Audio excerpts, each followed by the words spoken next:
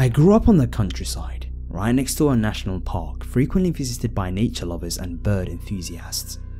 It was the kind of park where you're not really allowed to bike or ride horses, only walk or run, but 10-year-old me felt like it was a stupid rule and did so anyway, because the trails were perfect for it.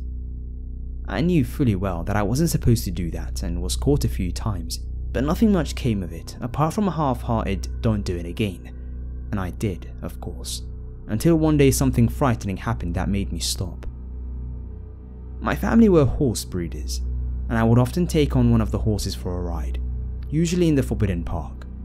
This day, very early in the morning, the first day of the summer holidays, it was beautiful outdoors, misty and foggy, yet a sky that promised a sunny day ahead. Since it was so early, before 6 o'clock, I knew there wouldn't be anyone on the trail to see me, so I let the horse set off full speed along the trail. I only slowed down on the part of the trail that got steep on one side, leading down to the river, because the thought of one step too close to the edge was too much, even for a kid with next to non-existing risk assessment skills. Suddenly, the horse came to a halt and refused to take another step. I grew up with horses all my life and knew that usually indicates that you need to do some sort of investigation. Is there something wrong with the hoofs? Did the horse spot something that spooked it? The hoofs were fine, but the horse didn't move an inch. That's when I saw it.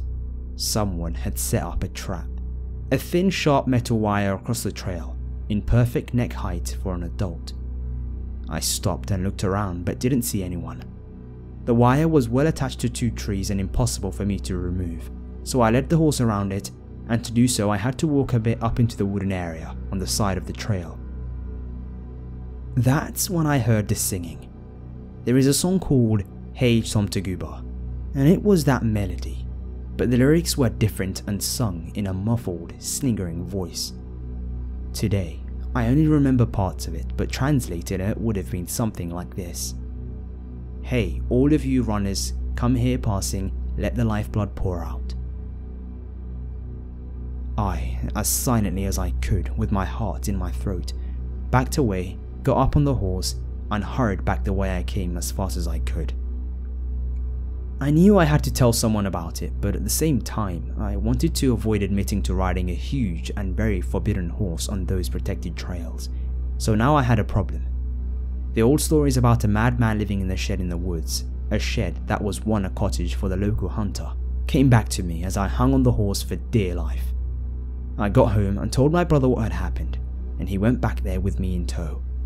We found the wire trap, and after a while of searching we also found a spear-like pole in the ground, right on the spot where you'd land if you came running and jumped over the fallen tree on the trail. That's when we called the police. The area was searched and several similar traps were found, but no sight of the old man. The following summer though, there were big news in the local newspapers about a spear-like poles being found right under the water surface, directly under that little tower you're supposed to dive from at the lake. And black garage bags filled with big rocks were found on the narrow bridge crossing the river, so that if a car had hit it, it would have gone off the road and into the water. I have no idea what the intentions of those people are, but I hope I never meet them.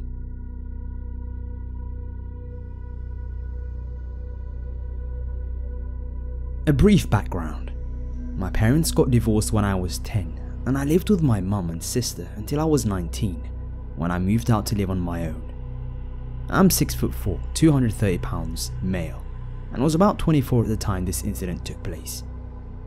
A week after my sister moved out to college, I noticed that my mum was feeling down, and I decided to spend the weekend at her place to keep her company and ease the empty nest blues she was going through.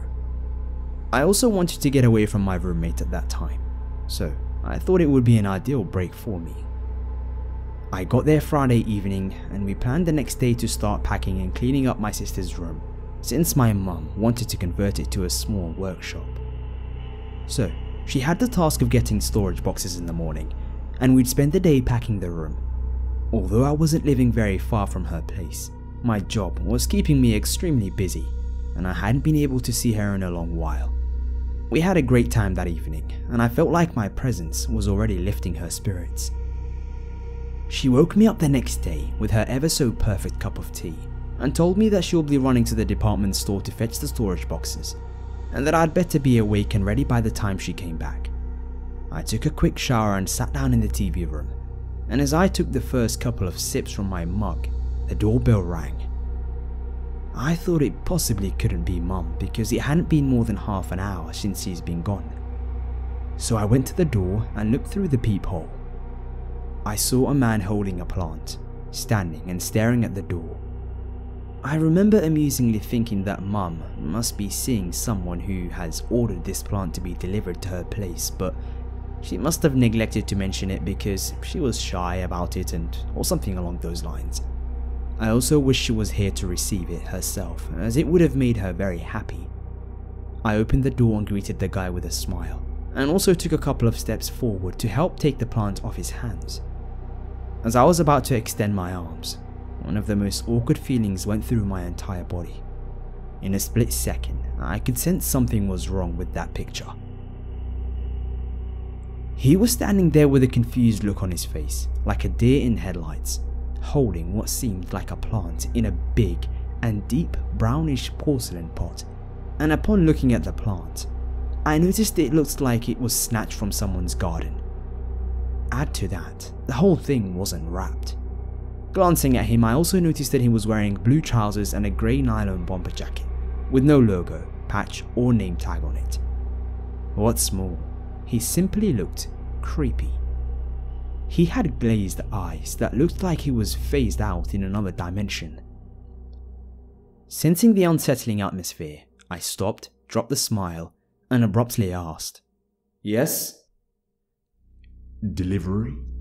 he muttered in a very low voice, and stood there trying to smile, but it made him look even creepier. "Who's it for?" I asked. I don't know. They said apartment 3A. "And who's it from?" I asked, but now in a firmer tone. "Huh? No," he answered. I paused, growing more wary and puzzled by his answer. "What flower shop is it from?" He hesitated a bit and replied, "Roses." all without breaking his fixated gaze. I knew Roses, which was a small flower shop a few blocks away from my mum's place, but as far as I knew, they didn't deliver. All the while, the man was standing there, face straight and gazing not at me, nor behind me, but somewhat beyond me without a real eye contact, as if he was either drunk or high on something.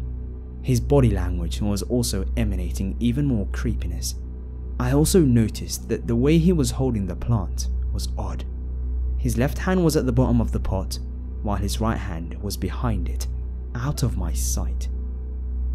"I think you have the wrong address, man," I said, with my gut feeling screaming at me to get away from this creep. As I took a step back, trying to get back into the house while keeping my eyes on him, he moved forward trying to hand me the plant. "Listen, I'm sure you have the wrong house, my friend," I repeated, now that there was less of the safe distance between us. At that moment, it seemed like something in his head snapped, and he took another quicker step forward towards me, drawing dangerously closer. Adrenaline rushed through my veins, and that's when the danger sirens started blaring in my head, and I realized that things were going to get pretty ugly. Now, although I'm a large guy, I'm surprisingly non-confrontational, and I've never been in any fight before. I remembered at that instant a small tip from a friend's self-defense class that I attended with her once, and it was to adjust your balance and fix your feet firmly to the ground before engaging in a fight. So, I quickly moved my right foot back a bit, took a firm position, and as he lunged towards me throwing the plant as if for me to catch it, I threw a heavy right punch that smacked hard on his left temple, throwing him violently slamming face down on the floor. Seeing him down, I quickly ran back inside and locked the door. I stood there looking in the peephole, my heart pounding in fear mixed with fury. He laid still for what seemed like an hour, and I swear I thought he was dead. This sight gave me a tremendous feeling of guilt and felt very sorry for the guy. But then I saw him get up, pick something up from the floor, wobble around disoriented, and rushed towards the stairs, tumbling down. I waited a bit, holding my breath, dreading that he might come back up in a flash and smash the door. But he was gone, and it was over. I sat down on the couch in shock and feeling detached from reality. I gazed at the phone in the kitchen, contemplating calling the police, when I heard some clatter in the stairwell and saw the door unlock. I flew off the couch, standing and staring in horror at the door, mouth dry and heart racing. As it flew open, I saw my mum struggling with a stack of storage boxes, asking me to give her a hand. As soon as she was inside, I proceeded to quickly close and lock the door as casually as I could. She then asked me what the mess in the stairwell was about and why I had bloody knuckles. I sat her down and calmly explained to her what happened. She was terrified. We called the cops, who arrived a few minutes later, and I told them the whole story. One officer was taking notes and another wandered around inspecting the stairwell. The officer we talked to was very attentive, and when I mentioned that I punched the guy, he interrupted me saying, "No, you didn't." I kept insisting that I did punch the guy, and he kept shaking his head saying, "No, you did not." Puzzled, my mum and I looked at him, wondering what on earth is wrong with this guy, and he proceeded to tell us that if he mentioned this part in his report and they ended up catching the guy, the creep might twist the story, press assault charges against me and walk free. We were shocked. So, he said he was going to note that I pushed him away. They said that they couldn't do anything at this point and that they would keep us posted. The cops left and my mum and I spent the day packing my sister's room in silence, deeply shaken by this incident and trying to go about our life as normally as possible. I was surprised when I got a call from the police a few weeks later, telling me that they caught the creep and asked me to go down to the station to identify him. I went there, and upon peeking through the window of the interrogation room, I told them that it was him. I could also see that he had a large black bump on his head that made him look even freakier. They caught the guy after a woman in another building near my mum's place called the cops when the creep stuck around her stairwell and kept banging on her door after she refused to open and kept jiggling the doorknob. The woman said she knew something was wrong when she noticed his messed up face. He was also carrying a plant. When they caught him, they found an ice pick and duct tape in his pocket. This is when I realized that what he was holding in his right hand, hidden behind the pot, was in fact the ice pick, and it's what he quickly picked up before he ran away. And what's more disturbing, and after further investigation, it turns out that my mum's building's manager was in on it. This same manager is also the manager of the building where they caught the guy. He was the one who pointed the attacker to both apartments in which women were living alone.